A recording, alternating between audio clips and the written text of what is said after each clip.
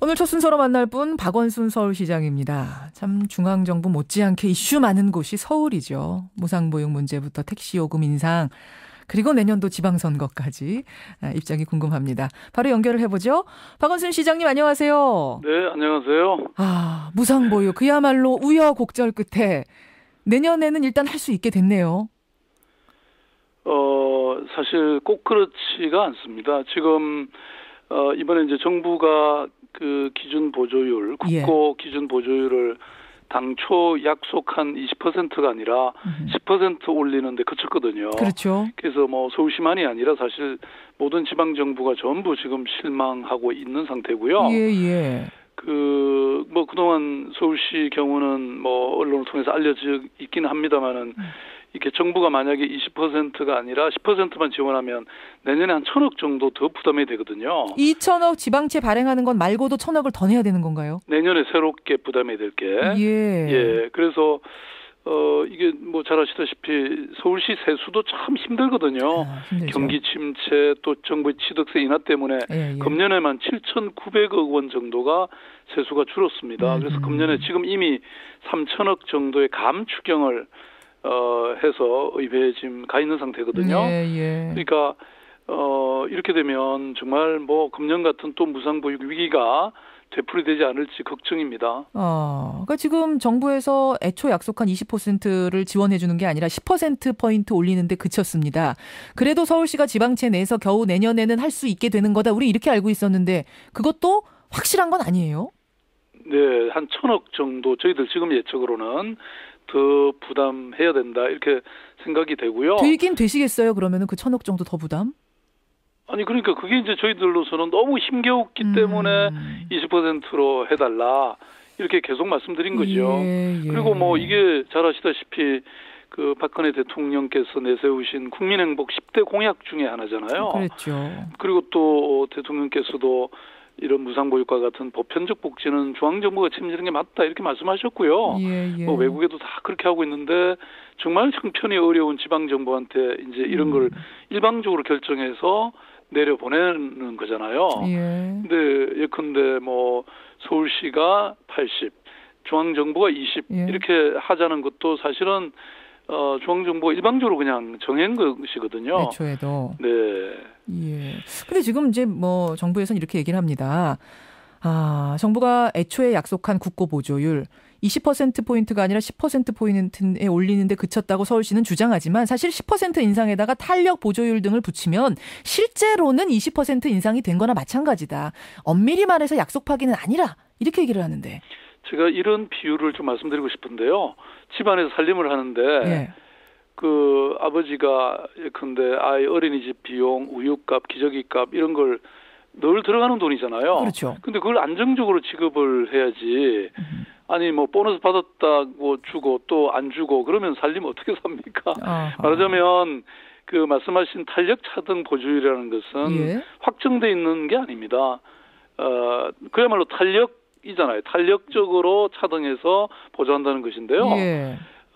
그런 불안한 것이 아니라 이게 저희들이 주장하는 기준 보조율이라는 게 있거든요. 그러니까 그 비율로 주시면 되는데 왜 이렇게 좀 그 탄력적인 안정되지 않은 이런 기준으로 주시냐 이런 거죠. 알겠습니다. 기저귀값 주면서 분유값 주면서 그걸 탄력 적용해서는 안 된다 이 말씀. 근데 지금 정부에서는 사실은 이 무상보육 문제뿐만 아니라 지금 기초연금 공약도 그렇고 4대 중증질환 보장, 반값 등록금까지 공약들이 당장 이행 어렵게 된 이 부분에 대해서 하기 싫어서가 아니다. 세계 경기 불황, 재정 악화 때문에 불가피하게 됐다. 이렇게 설명을 하는데요. 시장님은 어떻게 보세요?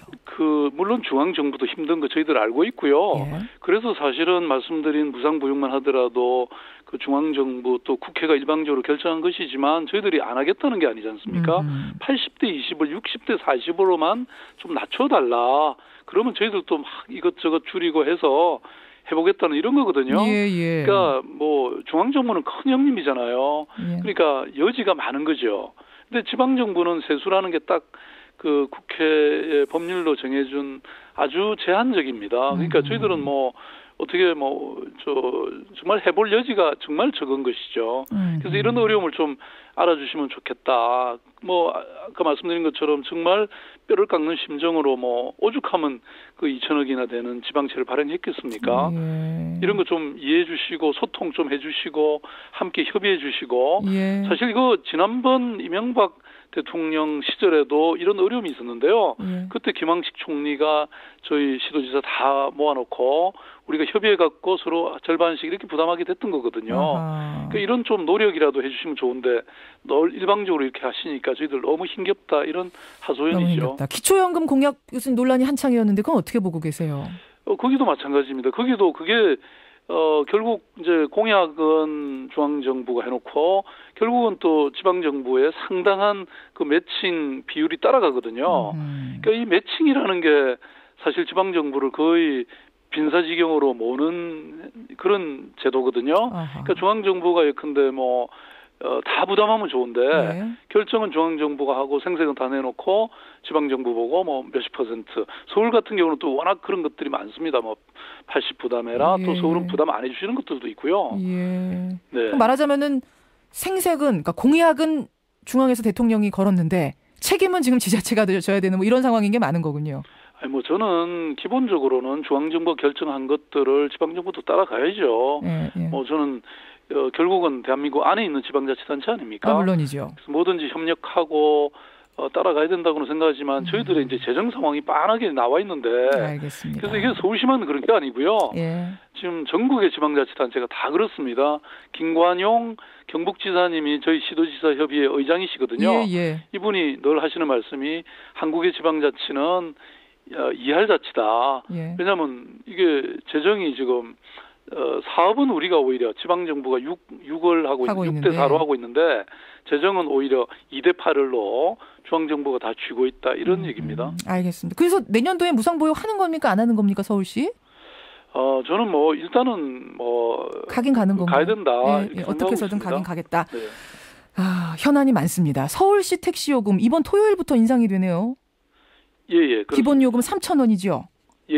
근데 택시기사분들 얘기 들어보면 개인 택시한테는 득이 되지만 회사 택시의 경우에는 기사가 회사에 내는 산업금도 인상이 될 거기 때문에 이득 보지 못할 거다. 또 이런 얘기도 나오더라고요. 네, 그건 전혀 사실이 아니고요. 잘 모르시고 계시는 겁니다. 왜냐하면 그런 우려가 과거에도 있었고 또 과거에 반복됐기 때문에 이번에는 이 요금 인상하기 전에요. 이미 그 노사 간에 법인 택시의 경우에 노사 간에 이 협의를 해서 이 협약을 이미 맺었습니다. 그래서 지금 그 이른바 이제 산학금이라는 게 정확히 말하면 일일 납입 기준금이라는 건데요. 요게 예컨대 지금의 10만 5천 원에서 13만 원으로 인상되는 건 사실인데요. 근데 그 중에 지금 회사가 인상액 2만 5천 원 중에서 2만 1천 원은 택시 운수 종사자의 몫으로 쓰게 됐습니다. 다시 말씀드리면 급여를 올려라 이렇게 됐기 때문에요. 지금 최고 한 27만 원까지는 이번에 이 택시 기사님들의 봉급이 올라가게 돼 있습니다. 그래서 지금 한 번에 이렇게 많이 오른 역사는 없었고요.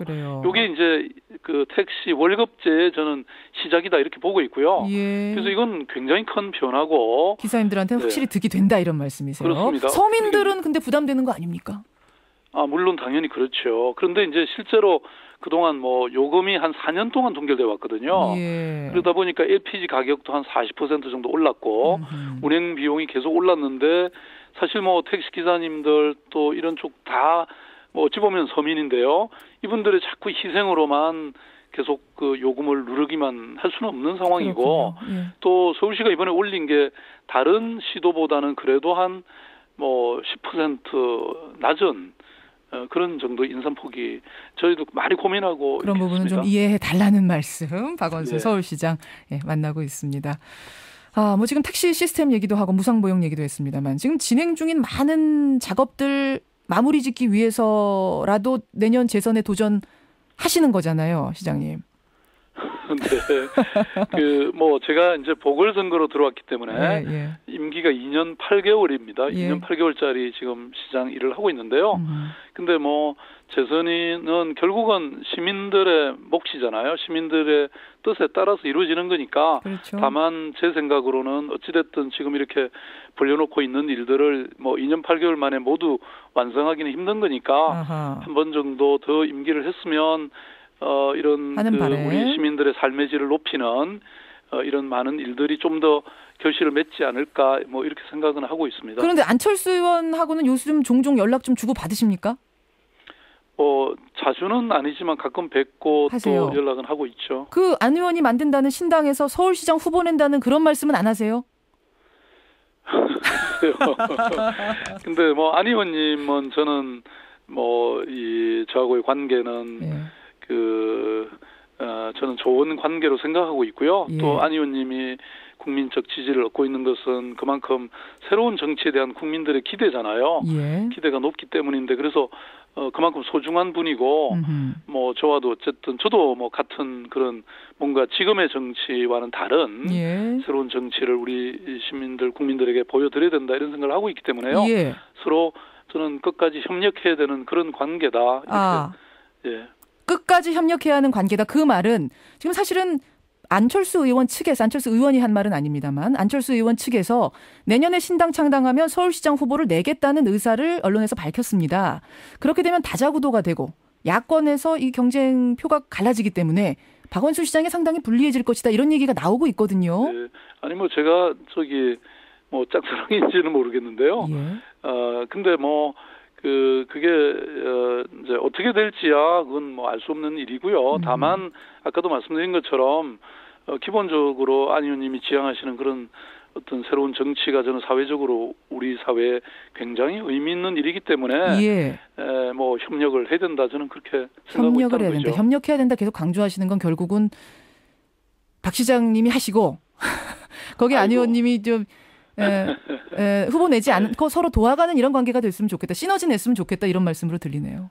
근데 뭐 그건 제 소망일 뿐이고요. 또 안 의원님하고 협력하고 또 의논 드려야죠. 신당을 많이 만든다면 거기에 합류하시는 안은 전혀 고려하지는 않으세요?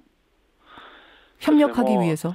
제가 어쨌든 아까 말씀드린 것처럼 뭐 또 말씀하신 것처럼 서울시정이 복잡하잖아요. 이게 천만 서울 시민을 정말 우리가 이렇게 여러 가지 배려하고 또 그 돌봐야 되는 그런 입장이니까요. 저는 좌우중간에 이 시정에 몰두하겠다 이런 생각을 확실히 갖고 있습니다.